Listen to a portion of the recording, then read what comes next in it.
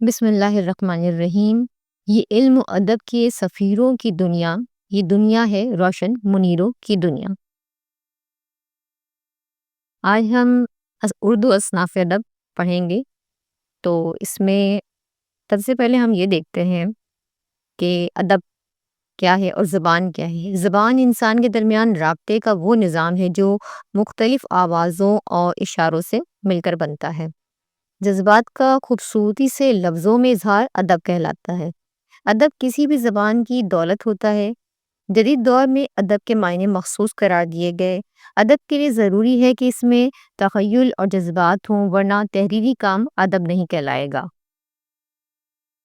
دنیا کی تمام زبانوں کے ادب کو دو حصوں میں تقسیم کیا جا سکتا ہے۔ اسی طرح اردو زبان و ادب میں بھی اصناف ادب کے دو حصے ہیں: اصناف سخن یعنی شعر و شاعری، اصناف نثر۔ اصناف سخن کو موضوع اور حیثیت کے اعتبار سے دو خانوں میں تقسیم کیا جا سکتا ہے۔ تو آج ہم موضوع کے اعتبار سے اس کو دیکھتے ہیں کہ موضوع کے لحاظ سے اردو شاعری کی مندرجہ ذیل قسمیں بیان کی جاتی ہیں۔ آج ہم اس کے بارے میں پڑھیں گے انشاءاللہ۔ اگلی ویڈیو اصناف نثر پہ بھی بناؤں گی میں۔ تو اس میں کیا کیا ہے: حمد، مناجات، نعت، منقبت، غزل، قصیدہ، مرثیہ، شعر آشوب، واسوخت، ریختہ، پیروڈی، گیت اور ہجو۔ اب ہم دیکھتے ہیں کہ حمد کیا ہے۔ حمد ایک عربی لفظ ہے جس کے معنی تعریف کے ہیں۔ اللہ کی تعریف میں کہی جانے والی نظم کو حمد کہتے ہیں۔ حمد باری تعالیٰ کئی زبانوں میں لکھی جاتی رہی ہے۔ وہی رب ہے جس نے تجھ کو ہمتاً کرم بنایا، ہمیں بھیک مانگنے کو تیرا آستاں بتایا۔ مناجات۔ مناجات کا مطلب ہے دعا، ایسا کلام جو بارگاہ حمدیت میں بطور التجا پیش کیا جاتا ہے، مناجات کہلاتا ہے۔ الہی مدد کر، مدد کی گھڑی ہے، گناہوں کے دلدل میں کشتی پھنسی ہے۔ نعت۔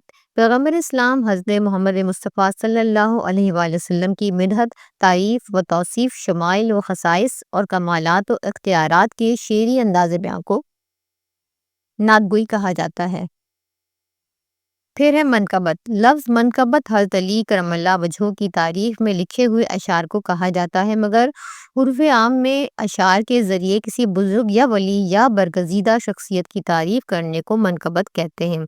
نواسہ رسول حضرت امام حسین رضی اللہ تعالیٰ عنہ کی شان میں پروفیسر ڈاکٹر ادیب رائے پوری کی منقبت بطور نمونہ ملاحظہ فرمائیں: آیا نہ ہوگا اس طرح حسن و شباب ریت پر، گلشن فاطمہ کے تھے سارے گلاب ریت پر۔ پھر ہے غزل۔ غزل کا لفظ غزال سے نکلا ہے اور غزال ہرن کو کہتے ہیں۔ غزل ہرن کے گلے سے نکلنے والی اس آواز کو کہا جاتا ہے جب وہ شیر کے خوف سے بھاگ رہی ہوتی ہے۔ غزل کا پہلا شعر مطلع کہلاتا ہے۔ اس کے دونوں مصرے ہم قافیہ ہوتے ہیں، جیسے دل سے تیری نگاہ جگر تک اتر گئی، دونوں کو ایک نظر میں رضامند کر گئی۔ پھر ہے رجائیت۔ پھر ہے قصیدہ۔ قصیدہ لفظ قصد سے مشتق ہے۔ اصطلاح شاعری میں قصیدہ ایسی شاعری کو کہتے ہیں ارادے سے کسی کی تعریف یا مذمت کی جاتی ہے۔ تعریف ہو تو قصیدہ مدحیہ کہلاتا ہے۔ مرثیہ۔ مرثیہ عربی لفظ رثا سے مشتق ہے جس کے معنی رکا اور بیان کرنے کے ہیں۔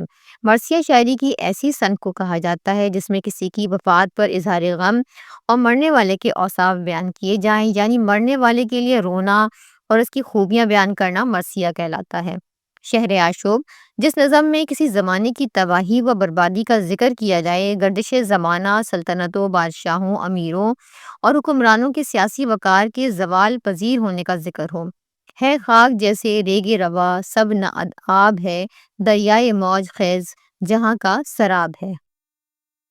واسوخت میں شاعر خصوصیت کے ساتھ معشوق کی بے وفائی اور بے رخی سے تنگ آ کر محبوب اور عشق سے بیزاری کا اظہار کرتا ہے۔ شعر دیکھیں: لب پر ہے تلخی مے ایام ورنہ فیض، ہم تلخی کلام پہ مائل ذرا نہ تھے۔ ریختہ مردوں کے ذریعے عورتوں کی مخصوص زبان، محاورے اور روزمرہ میں عورتوں کے باہمی معاملات اور جنسی جذبات کے اظہار پر مبنی شاعری ہے جو غزل کی حیت میں لکھی جاتی ہے۔